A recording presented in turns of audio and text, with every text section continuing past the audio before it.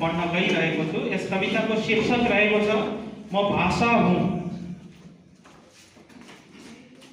म कुनै झण्डा होइन, म कुनै नक्सा होइन, म त आमाको न्यानो स्पर्श हुँ, जसले तिमीलाई बचपनमा छोएर चल्न सिकायो। म खेतको हरियाली हुँ, श्रमिकको पसिनामा झल्किने पहिचान हुँ। म ती पुराना गीतहरू हुँ जसमा गाउँको मुटु बोल्छ। मलाई पूजा नगर झुठा भाषणले, मलाई माया देऊ कर्म र कर्तव्यले। तिम्रो सच्चा बोलीमा म स्वतन्त्र हुन्छु। मेरो भाषा तिमी बोल्दा बाँच्छ, मेरो आत्मा तिम्रो सत्यमा बाँच्छ।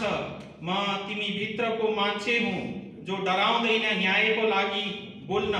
म देश हुँ मलाई चिन्दा, म कुनै राजा होइन, म जनताको सास हुँ। म भाषा हुँ, म भाषा हुँ, म भाषा हुँ। धन्यवाद।